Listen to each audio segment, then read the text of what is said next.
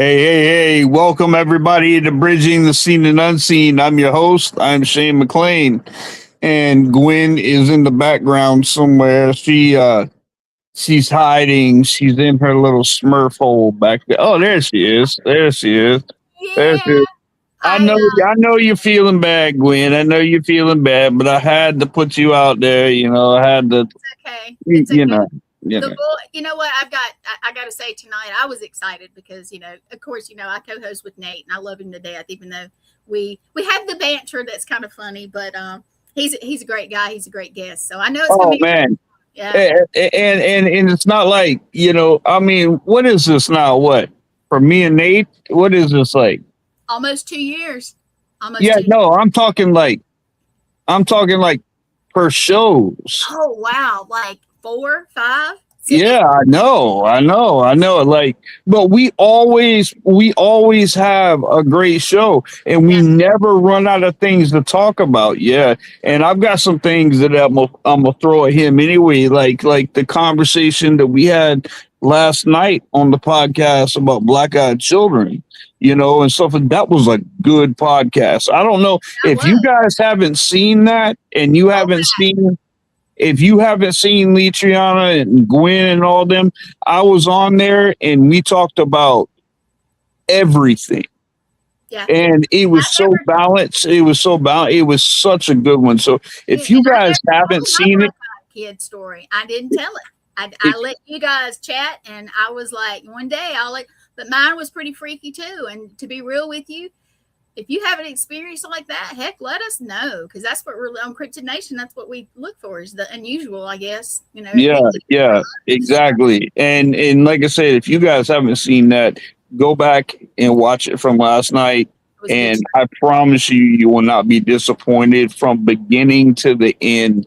I mean, it just flows. Everything is copacetic with it. I mean, it was a really good podcast. It really But was. tonight, guys, of course, you already know, we got Nathaniel Elwell, and him and I've been on several. I've been on his, he's been on mine, and I love having this guy. So let's bring the infamous guy on himself, Nathaniel Elwell. And I'm gonna let Hello, you guys have hello. it. So I'll be in the All back. right, Gwen. Sounds good. Sounds good. Thank you, Gwen. Hello, What's up, Shane. How you buddy? doing tonight, brother? What's up, man? No, last night, I don't know if you caught the podcast last night with Lee Triana. I did not, but I heard something about black-eyed children. Yeah, oh yeah. Because I have a real interesting story that had happened with me with a black-eyed child, and then I have a friend of mine whose family lives in Appalachia who actually has an even worse story than mine, Look, and if you live and in we and if you we live talked anywhere, about that. I yeah, if don't you know live if anywhere in I don't know if Appalachia, you, huh? I said if you live anywhere in Appalachia, black-eyed children are probably the least of your worries because they have so many myths and lores. Oh, yeah. I know. And the thing is, like, the one in Appalachian, man, he was like an old man. His wife had passed away. Stuff like that. Hey, Morgan. Why his wife had passed away, and he's one of them old men that go to sleep at like 7, 8 o'clock at night, then gets up real early in the morning. So Right. it's like 3:30 in the morning or whatever like this, and a knock comes to his door, and instead of looking out the window, he opens up and there's two children standing there, barefooted, looking gray. They're both looking down, and he says something to them because they're soaking wet. They come out of the rain, and he was like, "Do you guys want some towels? You guys want some blankets, jackets, something like that?" And the kids looked up, and eyes jet black, and he didn't even it didn't register with him, about black eyed children. He invited them into his house. Oh, you never do that. Oh, I know. He invited them in. So he invited them, and he went to the back of his house to go get some blankets, some towels, whatever it was, because they were soaking wet. You know, didn't have any shoes on. I mean, it was just a weird looking situation. There was a taller one and then a real small one. Interesting. And he went back out and nobody was there. So he started that night, he started having real vivid paralysis type dreams to where he was getting cut. The kids were going around him, cutting him, laughing at him, you know, doing stuff like that. He never saw the kids again, but he went night after night after night like that. And you know, he thought they were dreams until he went to the bathroom and he took his shirt off and stuff like that. And there were scratch marks and stuff all over him. And his daughter tried to call him and nobody answered the phone in Appalachian. Nobody. You know, this is like a month in. And she's like, something's not right. You know, my dad's not answering the phone. You know, he's there by himself. You know, I'm gonna drive up and just see what's going on there. And her dad used to take, you know, go out the driveway and there's a trail that leads back there to, you know, one of his favorite spots back there. And she pulls up, she goes and checks the house, doors unlocked and everything. Can't find her dad anywhere. Can't find him. And she walks back into the woods and she finds him hanging by a tree. Oh man. Yep. And he couldn't have done it by himself because this was way up on a tree and somebody pulled him way up. I'm talking like 15, 20 feet up. So yeah, he didn't do that by himself. No, he didn't do that by himself. And then to find out that the kids that supposedly showed there were 2 kids that were murdered at that tree. Oh. So that has a lot to do with it. And that's the Appalachian one, man. But you know, I mean, there's so many stories. Like Litriana went across and said something about some being in a car. You know, other people that have had experiences that just they don't feel good. And even Blaine says, you know, he said, Shane, he goes, you know, what color, you know, I said, they look gray. They do. They look dead. They look Right. they just look dead. He was like, you ever thought that maybe black-eyed children could be alien grays? And I never thought I never thought about that. And I was like, wow, you know? I mean, but to do the things that they do, I just don't see the characteristics being the same. What are your thoughts about I that? concur. So, the black-eyed children, it's a worldwide phenomenon. Right? It No is. one knows exactly when the first story of these black-eyed children appearing is. The earliest story I could find was in the 1950s. There was a guy driving home. Oh, there's the 1500s too, man. There's the 1500s black-eyed child, yeah. Okay, so to my knowledge, that's why I'm saying I don't know everything. But from my understanding, this dude was driving home, saw 2 children walking down the road, offered them a ride, and when they got in the car, they turned and looked at him, and their eyes were complete jet black, and the dude disappeared. Right. So here's my thing about that particular instance. That's an urban legend. It has to be, because if home dude invited these kids into his car and then he disappeared, no one saw him since, then how does anyone know the story? Right.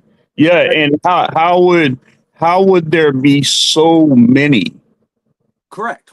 So many. And like I've looked at the backstory behind a lot of these, and I hear the gray they don't look right. You get a very uneasy feeling, like they have no emotion to their face when they look up at you. Their eyes are jet black. I Right. mean, I mean, you can see. I mean, across. Man, she read a case that was in the UK.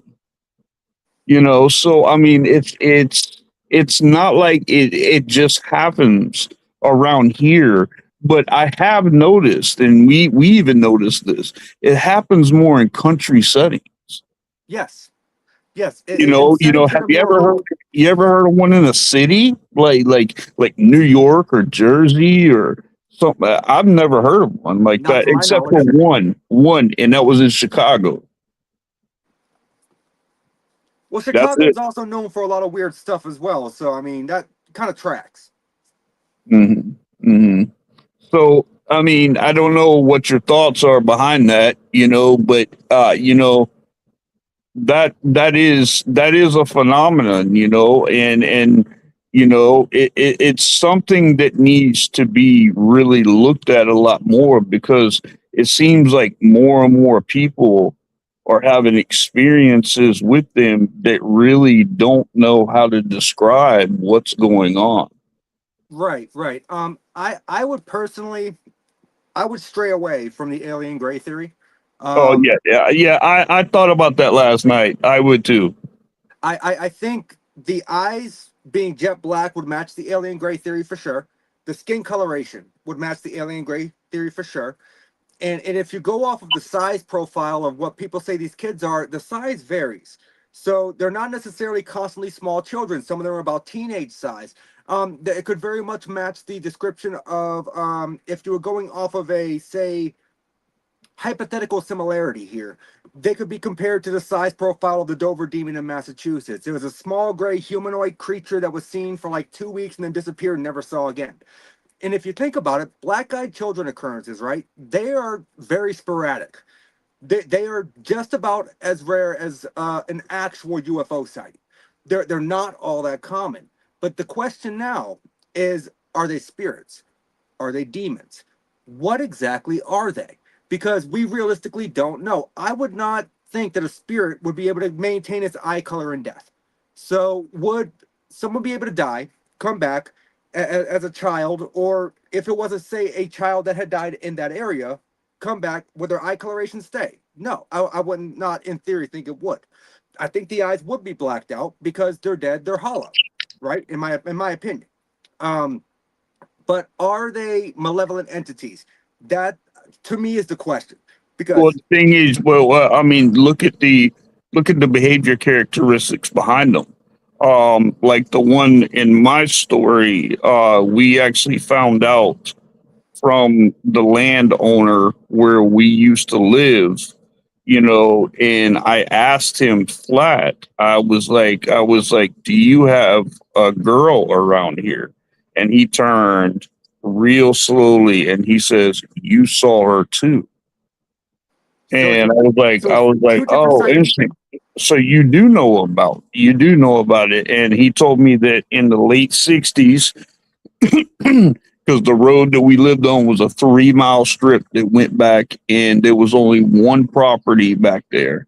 So it was just a mobile home back there on a bunch of land with woods all around. And before any of that was there, uh, this girl was kidnapped from her house. She was brought down to that road, and Oh, she was raped. She was killed. She was, I mean, so do I think it's a Manila or a Manila energy? Yeah, I do, because there. I think she's around because of revenge. I think that she wants people to feel the effect that she had felt during it. And I do think that she has the capabilities of doing a lot more. Proven fact that we were the fourth person or fourth people in that house. The first three that were there moved in same way that we did, and every one of them left a month later. Oh, that's typically always a good sign that something strange is going on. Yeah. So you would lean more, I guess, from what you're saying, based on your description there. I think you would lean more towards their malevolent entity as far as wanting revenge and wanting people to feel their pain, not necessarily a The demonic emotional part of it, you know, I think it has driven evil to them. Fair, fair. I personally would agree with that assessment. So I can tell you that I here, think it is driven. I don't think that the child or whatever would have been evil, but I think when you have something traumatic like that, I do believe that the rage, the emotion, it the stays. evil that can be there can easily attach Yes, and be like, now this is what you're gonna do. I agree with that 100%. The odd thing to me about encounters with black-eyed children is they typically appear in pairs or groups. It's Yeah. very rarely ever one singular child. I had one very singular. Right, which is what I'm saying. That's a very rare occurrence. So that is a completely unique occurrence on its own. But typically, what I know of from encounters with black-eyed children, they typically come in pairs or groups. Here in Henniker, New Hampshire, coming off, I think it's exit 12, you hit the spot where there's this really long stretch of back road where you get no cell phone service. And I didn't think about this at the time, but this is typically the exit I tell Morgan to take when she comes here. And so on that road over the last, I think, 8 years, there has been 16 sightings of a group of children walking down the side of a highway where no houses are, and when people stop to give them a ride, they turn and their eyes are jet black. All the children? All of them. And it's a group of four. Well, how many of them? Wow, that's crazy. It's a group of 4. That's crazy. I've driven that road many times, sometimes after midnight. I've never seen them. I've never encountered them. But can I discredit 8 years of people reporting this? No, I can't.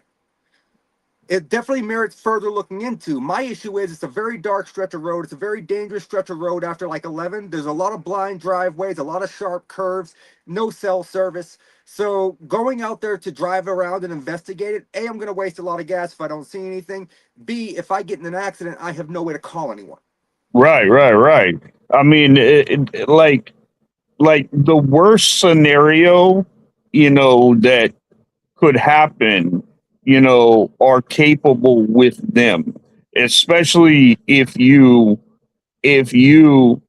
because like the guy that was at the car door or whatever, you know, he kept looking back in his back seat.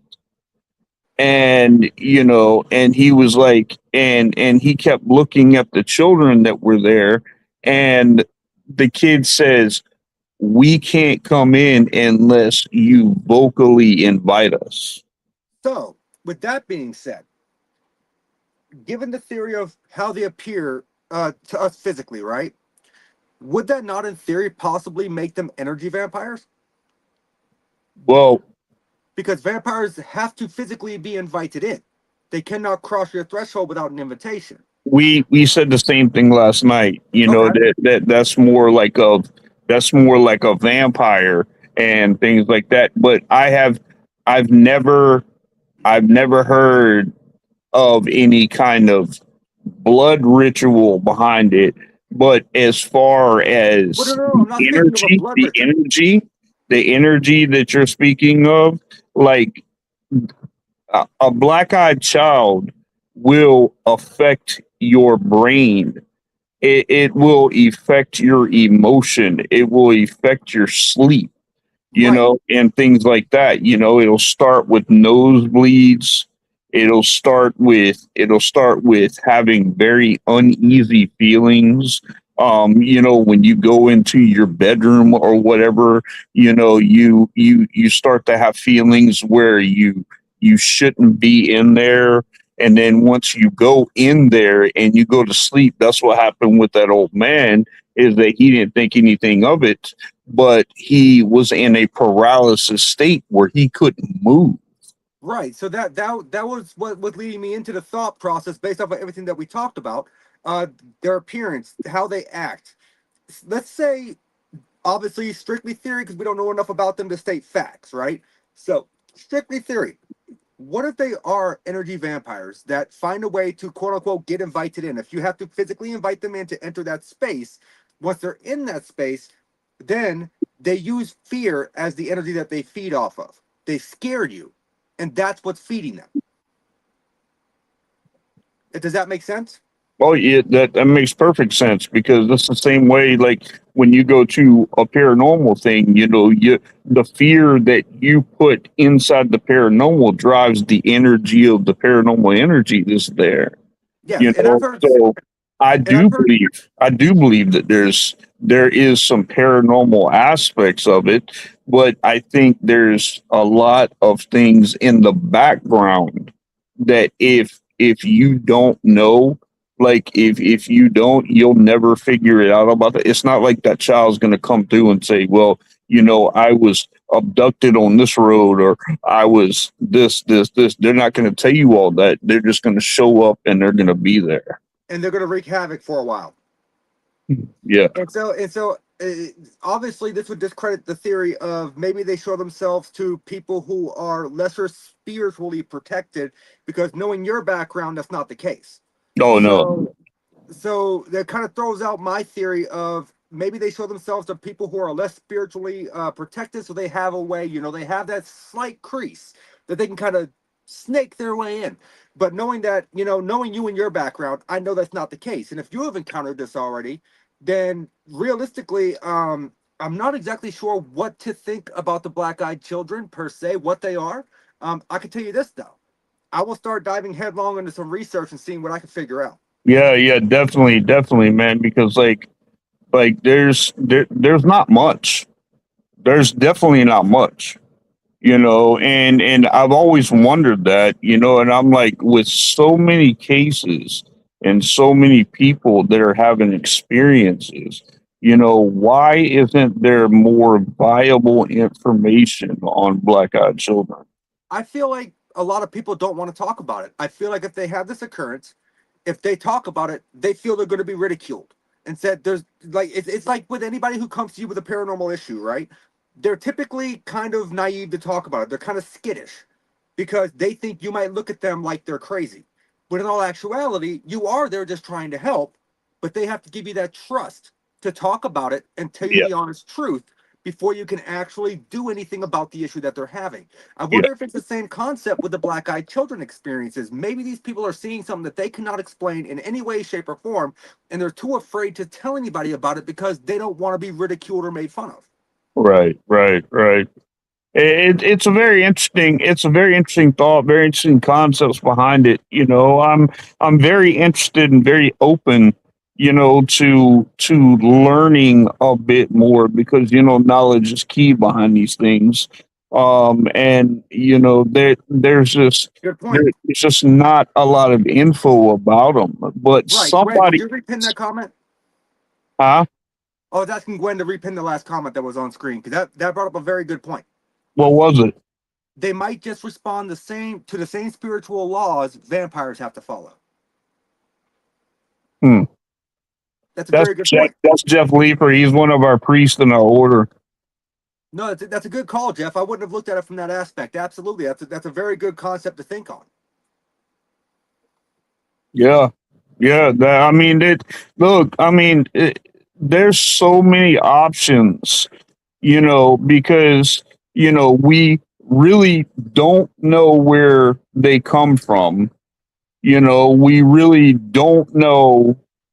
We have an idea of when they show up. Like when I ran into the farmer guy the next day, he told me that back in the 60s, he told me, about what happened.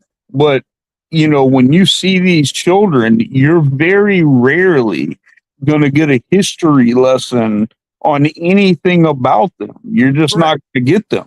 So they're gonna show up, they're gonna show out, they're gonna do their thing, and you just better hope that you can make it through, especially if you open the door and you let them in.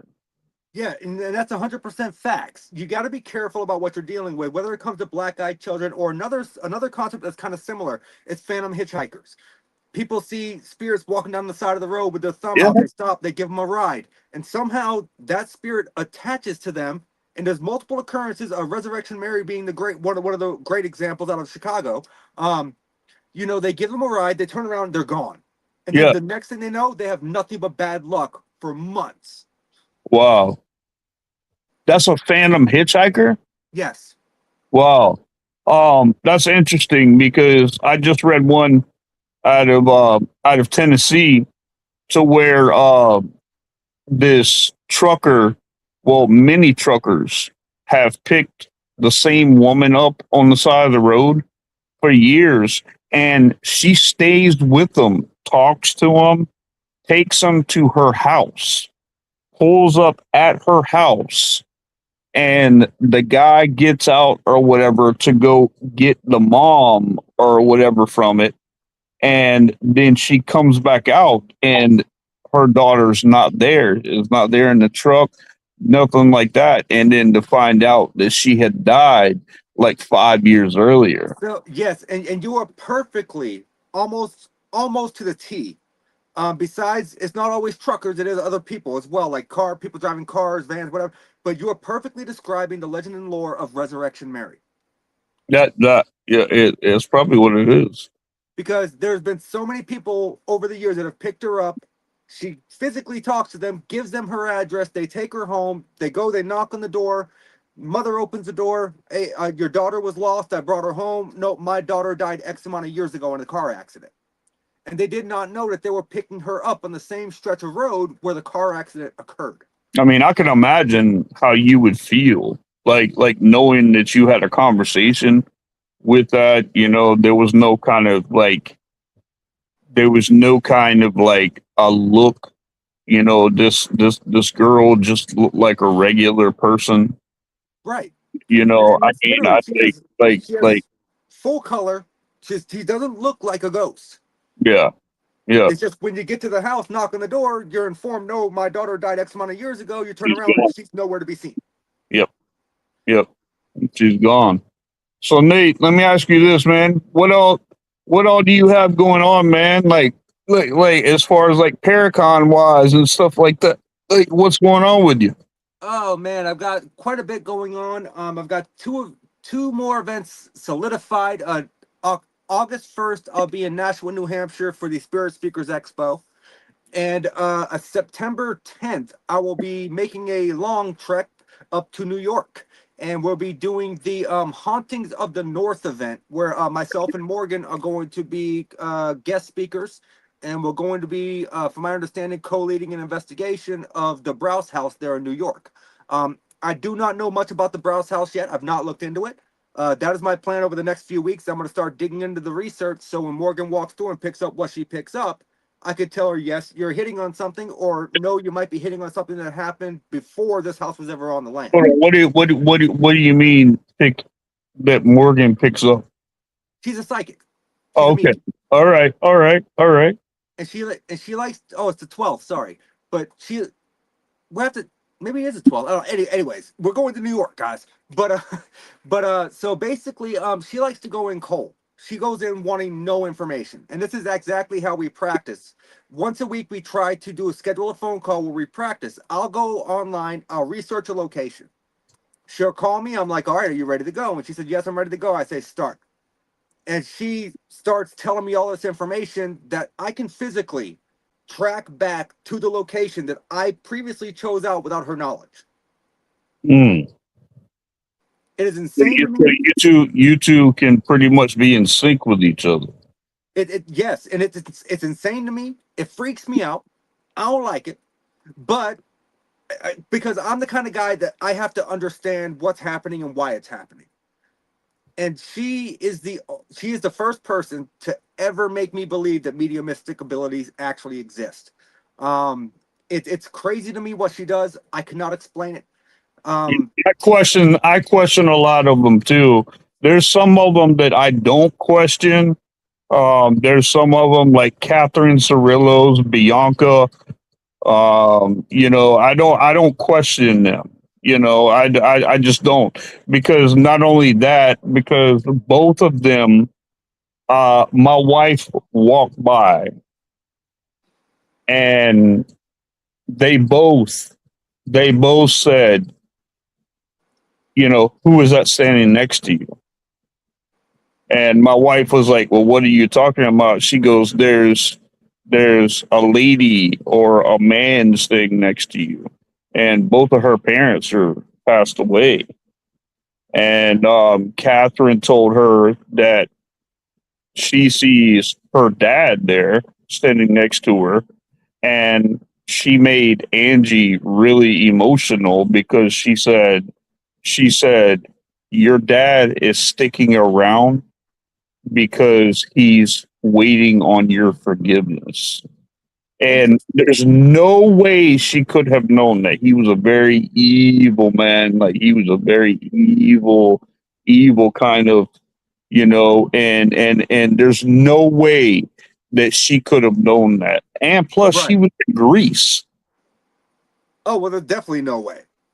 Yeah, there's no way she could have known anything like that, you know. And it's the same thing with Bianca. Bianca knew, you know, a lot of the same things. Bianca saw her mother, you know, and not only did she see it, but I mean, like, described her mother, you know, with the short hair. And she said Bianca said something like she used to wear glasses, and she goes, you got those glasses, don't you? And my wife went over to her box with her ashes, and the one thing that was left with her ashes were her glasses. See, you that's hard to dispute. I mean, I don't know how you could do it. I don't know. And I'm the same way that you are, Neil. I'm the same way. You know, I think with Hollywood and mainstream and things like that, you know, it kind of throws that whole psychic thing to a crazy. But Yes. then you have some, that have like these, I don't know, their intuitions, their feelings, their things like this. And I mean, but what really gets me is like when they're like 100% correct. Right. And that's what freaked me out about Morgan. So I don't know if you know me and Morgan's backstory. Uh, I we don't. we first met when I went to do a public event with Thomas Gormley on the USS Salem battleship. So there was two different teams. You had the psychic sailors and you had the skeptical sailors. Morgan, having her abilities, decided to come onto the skeptical sailor side for whatever reason. So I was co-lead with Alan Rex for the skeptical sailor tour. We're walking through the ship, and Larissa's husband. huh? Larissa's husband. Oh yeah, I love them both. They're both amazing Yeah. people. And so way we were doing it was Alan was leading the group. I stayed at the back to make sure nobody wandered. Because when you're doing a public event like that, I hate to tell you folks, people wander, and then you're like, well, this isn't everybody we're supposed to have. Where are they? And so we're walking through, and Morgan was at the back of the line, and she starts asking me these questions about the ship. And I'm like, no, that tracks. No, that tracks. Almost everything she said, I'm not going to say almost, I will say everything she said, tracked with the history of the ship. We get home from the event Without her knowing the history. without her knowing this. Wow. We get back from the event, and I think it was 2 or 3 days after that, I sent her a DM. I'm like, look, I'm not trying to be that creepy guy jumping into your DMs. That's not me. You have legitimately piqued my interest. I am curious. How much of that stuff did you Google before you came to the event at the USS Yeah, Salem? good question. And I have learned over the year plus that we've been dating, this woman cannot use Google. So I promise you, she didn't look up history. And she has proved it even more so, where every time we practice, like I said, I pick out a location she knows nothing about. I typically pick it out that morning. And then I call her, make sure she's settled. Okay, go. And as we practice, she will hit, I would say 95% of the time, nail on the head information that tracks with the location that I picked out. Would she be interested in coming on my show? I'm sure she would, but I will tell you one thing she does not like. And we were on a podcast last week. I'm not going to name the podcast nor give the date because that would kind of give away which podcast it was. Not trying to talk bad about these folks. They're good folks. The host of the podcast kept trying to say, Morgan, if you're psychic, then read me. Yeah, I don't do that. No, I know you don't. I know you don't. But the way he was doing that, and it wouldn't have, I don't think it would have bothered her so much. That's kind of offensive, man. That's kind of offensive. It's It- like you're testing the person, like instead of interviewing them like you should be doing, you're testing the person to see if they're authentic or not. And that's not right. It's not, because the way that she gets her information is, and it's really weird. I've seen it in person. Like I said, I love understanding everything. I do not understand this. I have seen physically people walk by our table at Paracons and stop at our table, and she'll just randomly look up. And she's like, "Oh, someone has a message for you," and she would tell them. They didn't ask for a reading. They didn't pay for one. She just tell them, "Well, this person says this," and she's right. Wow. The way she picks up on it is so strange to me, and I don't understand it. Also, she doesn't do tarot. She reads oracle cards, and the way she does it is she mixes them up in a hodgepodge on the table, and then just picks a card. And typically, the card she picks, it matches with the person that she picked. It's so strange. I don't understand it. But yeah, Shane, I mean, I am almost positive as long as she's not busy, she would probably come on your show. I mean, I don't mind asking. I would love to have her because I had about a month and a half there to where I was having nothing but psychics on. You know what? I know she would. Bianca, Shannon Collins, I mean, I was having so many, on Catherine. I mean, and I would love to have Morgan, and believe me, Morgan, if you're listening, I would love to have you. I'm a very, very reasonable person, I am a Christian. I am Christian based, but I don't throw that into my. I don't do that. There you go, Shane. And there's no judgment there. I won't ask you any questions. I won't ask you to read There's me. your answer. What is it? I'd love to be a guest, Shane. Shoot me a message. Let me know when. I definitely will. Because I think you would be a fantastic guest, between what Nate's saying here, it intrigues me, because like as a Christian, we don't look at like, the term psychic, for some reason with Hollywood and things like that, it gives it a plateau, it gives it a name that you can either look really good or really bad into it. We call it discernment. And it sounds like to me that you have an awesome depth perception on your discernment. And I would really love to have a conversation with you. Yeah, Gwen just said Morgan's a great guest. But yeah, Shane, shoot her a message after the show, brother. I promise you she's a great guest. Here's the way that my concept of Morgan worked. I went from not knowing her at all, being a completely skeptical, mediums don't exist, because I have been through many. I remember you saying that, Nate. I remember you saying that years. I mean, like a year ago. The first time I was on your show, we talked about mediumship a little bit, and I said mediums don't exist. I don't believe in psychics. I remember that. I remember it clear as day, and it's crazy. It's crazy to hear how it turned with you now because of someone, but that just shows to your character, Morgan. That shows to your character, who you are, what you've done, what you can do, and I mean, I think it's fascinating.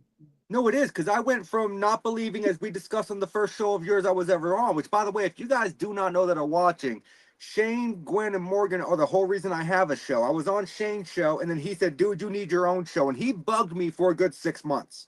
I did. And Gwen did the same thing. And then with me and Morgan met, Morgan did the same thing. And I was like, you know what? Finally, I'm like, you know what? Let's do it. And so, Shane, I have you to thank for having my show. So, brother, I appreciate the support. But Hey, let me, listen, brother. And because, man, it was, where I really got to where it was your debunking. It was your debunking. Your TikTok or whatever it was on the videos where you're like, let's get into it. yeah. And I love it. I loved it. And I was like, I wish I had the filter right now. I'd throw it up and just look at the camera and go, let's start the breakdown. yeah, right. Let's start the breakdown. Yeah. And I think it's great because like he would show the video, so you get the whole video right there. He'd give you a little bit of time to think about it, and then he would do the breakdown on it. And you would see things and he makes perfect sense. And I was like, man, this guy needs his own show. He needs his own show. I appreciate the compliments, but you know what? Anyone can do what I do if they just set their mind to it and look more past what they physically see at the time and look deeper into the facts Yeah. behind what they're actually seeing. Did you It's like ever the see video- the one, that Bigfoot that we were looking at? Yep, so I'm actually doing a breakdown on that here shortly. I'm actually still currently screenshotting and stuff and working out my logistics on it. I'm about halfway done with getting all the information I need for that. But Shane, I hate to tell you, I think I figured it out. So You don't think it's real? I do not. And I have specific reasoning for it. And once I actually explain it in the video, because I'm not going to get spoilers here, you're going to see it and you're going to be like, okay. Yeah, I That mean, I'd makes sense. really like to see it, man, because like the way that this farmer was describing it and everything is, he You're heard, talking about the one that threw the tree, right? yeah, Okay, yep. it was on his property or whatnot, and it wasn't the only one. That's just one that he got, and I mean, he's got another video to where the same thing happened and it threw the tree, and you can see the tree hitting the ground, and you can go up and look, and this thing is huge. It's big around everything. So I mean, I don't know how something like that could throw something like that, but So, so I will give you a little bit of an insight here. I'm not going to tell you the whole video. I'm not going to give you a spoiler. But based off of what I saw, I found the original video that was posted to YouTube compared to the one that you showed me. So the one that you showed me was enhanced. They removed the fog, right? Now, As soon as really? yes, I thought that was the original video. it was not. So I found the original video. The original video is extremely foggy. You can see the silhouette of something in the woods, but they found a way to digitally enhance and remove the fog, right? So here's my thing. Once you start digitally enhancing to remove any kind of forefront, Add, take away anything that's there. automatically brings it into question. But that's not what I saw. That made me think the video was not necessarily a hoax, but just misidentification. Because here's the thing. I know they did the whole dynamic of the length of the stick, the length of the tree and all that good stuff in the video that you sent me, right? If that tree was dead and it was dried out, it would have had no weight. It could have been light. It could have been light.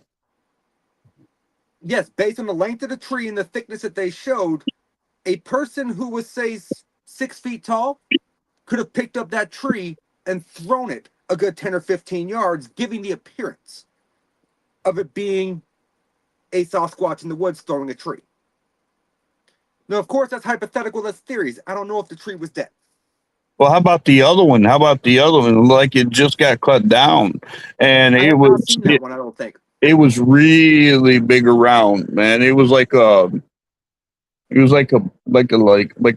pine, because it was the same person that posted this video? Do it the same way. I was looking for it earlier, and if I find it, I'm definitely going to send it to you. Please. But it's the same thing. He heard the sound of it. It made this ungodly noise that was coming through. He heard breaking, and next thing you know, it just threw the tree again. And he waited, and then he walked out into the field and he goes, I wanted to show you guys this isn't just a stick, it's just not a limb, this is a tree. No, that might intrigue me a little bit more. But you said this came from the same farmer, right? Same guy. So here would be, once again, me playing devil's advocate. Here would be my thing. The chances of having one Bigfoot encounter in your lifetime is very slim. The Very. chances of having two are even more astronomical. So now you have someone, and you can see a trend in the content that they're posting, right? You have one Bigfoot video where Bigfoot throws a tree. You have another Bigfoot video where a freshly cut down tree, right? You're now creating a trend in the content that you're posting. And once you create that trend, now you can kind of look deeper and say, wait a minute, if this person has two separate videos based off of the same concept using the same creature, there is a very good plausibility that he is making these videos specifically as a hoax style setup, because you have one video that took off and you're making a second one in hopes that the video would take off just the same. That's interesting, man, because like, he just doesn't. I mean, I saw the way he looked and stuff like that. He doesn't look like someone who just goes on and searches for videos or nothing like that. I mean, if you saw him, he wears suspenders and has this crazy Canadian accent, whatever, and I mean, I don't think that he's trying to rig something. I don't think he's trying to. I honestly, what I get from him is that he doesn't know either. And that's fair. And you know what? Like I said, I don't purposely try to disprove people's experiences. I look for trends. I look for different kinds of things. And this is exactly the kind of stuff that I look for when I do my Didn't you say breakdown something videos. about his feet? Do what? Didn't you say something about his feet? I'm not sure. I thought you said something about his feet. Like his feet didn't look right or something like that. Like you said, the way that he Oh, was yes. walking on the. Yes. But I think that was because of the enhancement to remove the fog, because the camera was originally pointing down before it pointed to the woods. So I think the enhancement to remove the fog altered the way his foot looked. Mm. So I know exactly what you're talking about now. But once again, that boils down back to my original point, as if you're enhancing anything that can distort a foot to remove fog, you're now distorting the size of the figure that is actually in the original video that you could not clearly see in the first place. If you couldn't clearly see it in the first place and you remove that fog, you're now allowing that editing software to edit the figure in question. Yeah, For because me, there's fog everywhere where he is, right there. There, I mean, it's and for me, that would automatically deem the video discreditable, because you cannot see exactly what's going on without the cleanup. But that's just my opinion on that one. Hey, that's why I love talking to you about stuff like this, man, because like, it breaks it down into a different perspective. Because like I just wonder, like, what is his thoughts about it? I mean, does he think this thing's throwing a tree? Is it coming to get him or whatever? Is he gonna run face to face in it? Is he gonna open up his window one day and it's standing out there? Yeah, I mean, you know what I mean? Like Yeah, I mean, I can understand the apprehension factor of it, because you don't know what this creature's intentions are. You do not know what it's doing there. Is there logging going on in the area? Are you depleting its lifestyle? Are you depleting its area to live, and so therefore it's making itself shown to say to you, hey, I'm here, get out of my territory. He may not mean you harm, he's trying to scare you off. But if you're not scared off, then you don't know what other kind of tactics they may resort to. I mean, there's been many cases in history where people go out camping in the woods and Bigfoot attacks their tent because you're invading its territory. So it is what I see in the two videos, which I still got to go back and rewatch the second video. If you haven't sent it to me, I need to see it, because I don't think I've seen that one yet. But in the first video, there was so much removal because the fog was so dense, that I just find that video very, very discreditable and hard to believe. incredible. Yeah, I get it. I get it. Well, you're gonna get the same kind of fog, and it's funny how you said that about logging and stuff like that because that land that was logging land. There you go. So if there was an indeed a creature in the woods throwing a tree, it's probably telling you, hey, you're invading my space. Leave my space, please, because this is where I live. Yeah, yeah, Obviously, it wasn't meant to hurt anybody if that was the case. yeah. I definitely don't think it was. I don't think it was. I think it was. It seemed more mad. Gwen, I don't personally have the video link. I have the link for the first one in my messenger somewhere. Shane sent it to I me. have to find the second one, Glenn. I have to find the second one that's on there because he's got videos. He's got videos of him, just sitting there talking, and but I mean, when I saw Yeah, that, and that's the point. Is I have seen some of the other videos that he's posted. He doesn't seem like the type that would purposely make a hoax. mm, He's sitting there, he's just talking with you, he's having a good time, and that's all good and well. But here's the thing that I have learned over my time of doing these debunking videos, because when I find a video on TikTok that's paranormal, first thing I do, I go and I look at that person's profile. I'm looking for similar videos. The reason I'm looking for that similar video is because if I can find similar videos that are repeatedly happening, that now shows me, as I mentioned earlier, the trend of the style of video that they release. so they And once familiar. and once I can solidify that trend, then I could be like, okay, I need to take a deeper look at this video and see if I can figure out what's going on. And Mm. once I do, I I post my breakdown videos, and I can tell you that I have been personally blocked from almost 75 TikTok accounts for breaking down their videos. Wow, for breaking down people's videos. Yeah, because they don't like the fact that I'm calling them out and telling them, hey, you faked your video and this is how. Well, how about the guy? How about the guy, the Russian guy that does TikTok and some on YouTube, to where he goes into these old houses and man, he sets up in there and he starts getting like crazy activity like within a matter of minutes of being in there. I do not believe I'm familiar with these videos. I'm gonna find that one too, and I will send that Yeah, one to please you. do. I'm gonna send that one to you because like this dude runs out the house like he like things get thrown at him, plates get thrown at him. I mean the house looks normal. But what got me in one of his videos, what got me is that he was standing or walking into the kitchen and the stove that was back there not only lifted in the air, but somersaulted completely. That's the video I would like to see. And And, and and and I saw that and I was like, look, I don't care if he put together anything. I said, but it's gonna take more than one person, to flip that stove like that. absolutely. That's one of those wood burning stoves too. Oh, so cast iron. Yeah. So I Yeah, mean, it's not like those are somebody not can light. pick that up.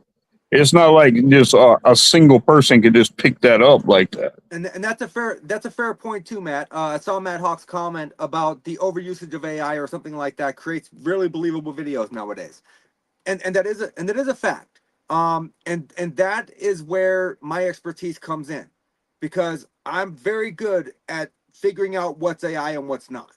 I'm very good at figuring out what's fake and what's not. I actually go through and I do recreations. Typically, my son will help me if I need him to pull on some monofilament fishing line to make things move. I have a green screen with a green screen suit. I'm going to be doing a video soon to show you how objects can levitate on their own volition as long as you know how to use chroma key. So I'm going to break that whole thing down and just, show people straightforward. Don't always believe what you see. Have you done a breakdown where you broke down paranormal equipment yet? I have. I did a whole video on K2 meters. I've done several videos Grandpa X. on different forms of equipment. The thing is most paranormal investigators, they go in with the ideology of they're going to be the next Zach Bagans, they're going to be the next Ghost Adventures, right? They don't take the time to properly research the equipment and what it does. Like a lot of people will go in and tell you that a K2 is a tri-axis meter. A K2 is not a tri-axis meter. A K2 is a single axis meter. It can only detect the EMF off of one specific range. If you Yeah. look at the lights in the K2, you see two little points that come off between the first light and the last light. There's 2 points. That is the range of detection. It does not detect anything from the side, as a lot of people like to think it does. It also does not detect anything in the ELF zone. The ELF zone is the extremely low frequency zone. So anything under 1.5 hertz, that piece of equipment will not detect. Now That's you right. can go and you can buy an EMF detector that's literally called an ELF zone meter, and it will detect anything lower than that. But I don't trust those. And the reason I don't trust them, and I don't even trust the K2 for the record, to be honest, but the reason I just trust the ELF zone meter less is because of the fact that if you have any kind of electronic equipment around you, right, that's going to operate in the extremely low frequency zone, you are most likely going to get a ton of false readings and think that they're legitimate things that you should data document for, purposes of data collection later. But in all actuality, what you're receiving is false positives because you don't understand the electronic equipment around you, nor how the equipment properly works. Or the elements that are around you, between ley lines, power lines, things like Power lines is a huge all thing. that comes into effect when it comes to a K2. Power lines is a huge thing, and so is limestone foundation. Yep. With Limestone water. is the only stone that is known to give off its own natural EMF field. Yep. So limestone foundations are a very huge factor as well. If you go into a location, you can expect the milligauss that has a limestone foundation to be 0.1 to 0.2 higher than you would normally see on a typical baseline. Yep. So there's a lot of factors that need to be taken into account there. But I have done a lot of YouTube videos on equipment breakdowns. I've done quite a bit. That sounds like it, man. It sounds like it. And look, Luke, we're almost at an hour already. Are we? Oh shit, we are. Excuse my language, but we are. It's crazy. It's crazy, man. This happens every single time you and I do a video. It does every time. But Every time. I mean, normally we have time to what is run. this, number 5? Yeah, but normally we have time to run over. But as soon as I'm off of this, I got to jump into mine. Oh, I know you guys got to jump in. Well, Nate, won't you tell everybody how to get a hold of you and where to find you, stuff like that, so we can cut this where it needs to be cut, man. Yeah, for sure. You can find me on X or Twitter, which I'm going to be honest with you, I don't very much use, but you can find me there at Paranormal Nate. You can find me on TikTok at Static Voices. You can find me on YouTube at Static_Voices. You can find me on Facebook at Nathaniel Elwell, or if you want to go and follow the Newport Paranormal Society or the Southeastern Ghost Research Association, as I am the founder of both teams, you can be sure to go and follow me there. Otherwise than that, I mean, I'm a little bit of everywhere. Instagram, I don't really use it. If you send me a message on there, it's at Nathaniel Elwell. I may or may not see it. But yeah, I've got a lot of stuff coming out. I've got new applications tests coming out because I want to start doing the applications test so I can get part 2 of my book in the process.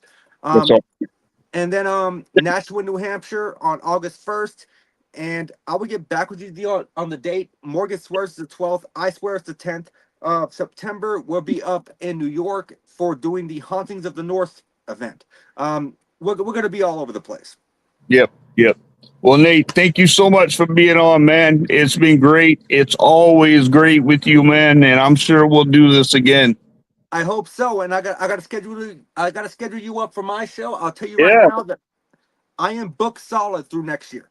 Wow. Yeah. See, but hey, I'll come on anytime, man. You need a guest. I'm there, man, because you're always there for me, man. I can tell you right now, for sure, in January, you'll have a date. Okay. All right. That sounds good. Nate, I appreciate you, man. And you take care, okay? You as well, brother, and I will talk to you soon, man. Thank you for having me on.